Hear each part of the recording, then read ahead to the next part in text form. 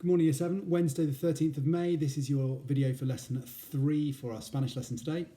First of all, I owe you an apology. I said at the end of our last lesson, or my video for our last lesson, that I'd see you on a Friday. Obviously, in this crazy world where none of us really know what day it is, I had overlooked the fact it was a bank holiday. So I hope you had a nice extra long weekend. I hope you were able to enjoy a little bit of that sunshine that we had last weekend as well. And I hope you're all doing okay this week. So, last lesson you met family members and you did really, really well meeting those. You've now got this list of vocab. Remember, it's not about you describing your own family. This is about you being able to describe a family. So if you don't have a sister, please don't ignore the word for sister. You still need to be able to use it. Today we're going to build on that and start looking at physical descriptions. So this is going to start off with hair and eyes. I've got a few exercises to warm us up, get us going with family. But actually when we get onto hair and eyes, it's not quite as straightforward as learning blonde, brown, black, grey. There are some more details and there's some more grammar to go with it, because we need to be able to say I have, you have, he or she has, and I am, you are, he or she is.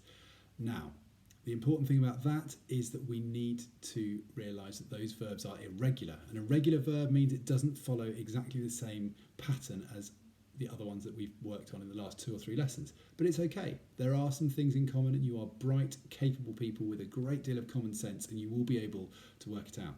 So you are going to do the warm-up exercises. You're then going to do a little bit on the grammar of the verb to have and the verb to be, and you'll write those in your books, and then you'll get on to hair and eyes. There is a listening exercise in here. Now, you all have access to Pearson Active Learn, and in Pearson Active Learn you can access all the listenings.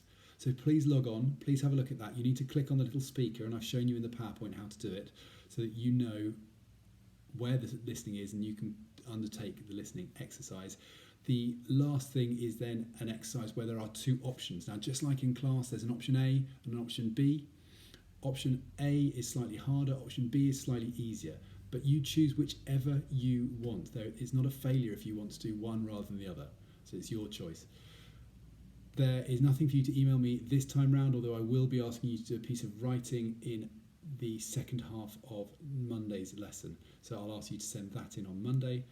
I hope you're all okay. Take care of yourselves, and I will speak to you over the weekend. If you need anything through the course of this lesson, then let me know. I'll be available by email.